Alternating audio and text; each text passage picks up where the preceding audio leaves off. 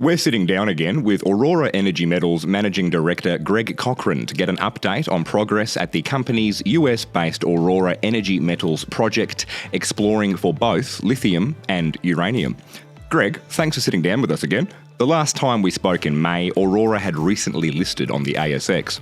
How has the company been coping with this tumultuous year? Morning, John. Yeah, thanks for the opportunity. And yes, it has been a tumultuous year when you think about, what's been going on in the market itself, as well as globally, politically. Fortunately for us, though, we've been able to, rise above it, having raised the money and have that capital in the bank. It's enabled us to just focus and deliver on what we intended to deliver when we set out to list. And that's been around developing a presence locally on the ground, in McDermott, close to the project, close to the smallest town that's close to Aurora, as well as permitting for our first drill program, as well as doing a host of other things to get the project sort of already ready, even though it's at this early stage, to be kind of development ready and development focused. Well, Aurora commences drilling at the Oregon acreage this week near the Nevada border. How is the mood in the room at the Aurora office? Yeah, the guys are excited. The company noted this week lakebed lithium sediments are located above uranium deposits further underground. Is this relatively unique in geological terms?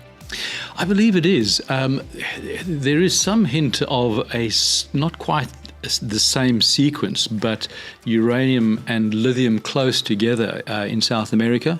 But I speak under correction. But for us in the US, absolutely, this is definitely unique, and it's a nice position to be in.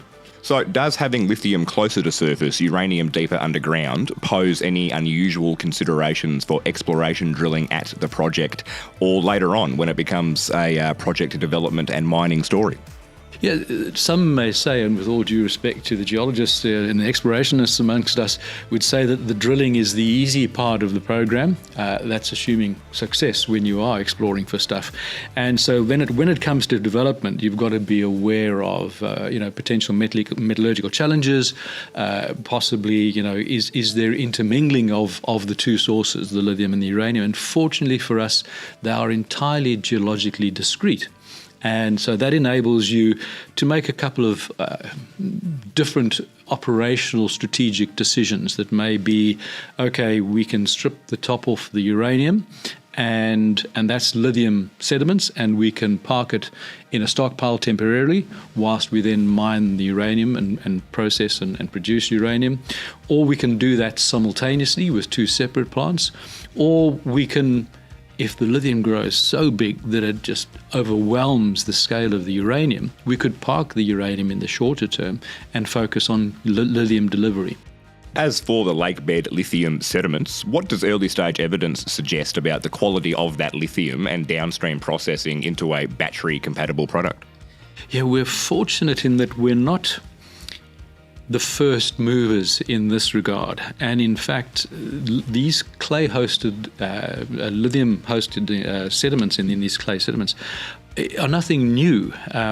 Although there hasn't been a commercial scale lithium operation producing lithium from this style of deposit, the original Thacker Pass was drilled out by Chevron in the 1980s, and extensive test work was done through them and through the USGS, and those publications set the tone for today's Lithium Americas Thacker Pass project, as well as for Jindalee, who are our other next door neighbours, just about 10 k's away. So they set the tone and the direction for the metallurgical test work. So we're being fast followers, are able to learn from their experience, and definitely, the grades are comparable at least to Jindalee's resource, maybe lower than Thacker Pass, but time will tell. But it's the same origin, same sediments, and same processing route. All right, now let's turn to uranium, and specifically uranium mining in the US. The Biden administration is supportive of nuclear power, and it's also enthusiastic for the development of small nuclear reactors, but the country currently lacks its own reliable supply of uranium feedstocks. How important is supply chain security for the US nuclear sector? Immensely critical, given today's environment. the discussion might have been somewhat different, say, a year ago, prior to Russia's invasion into the Ukraine. But now there is absolutely no doubt that what's been spoken about for a long time, being the need for a domestic source, significant domestic source of uranium supply, it's now an urgent requirement. Now, in my days when I was a senior executive with Uranium One acquired Energy Metals for $1.6 billion in 2008 or 2009.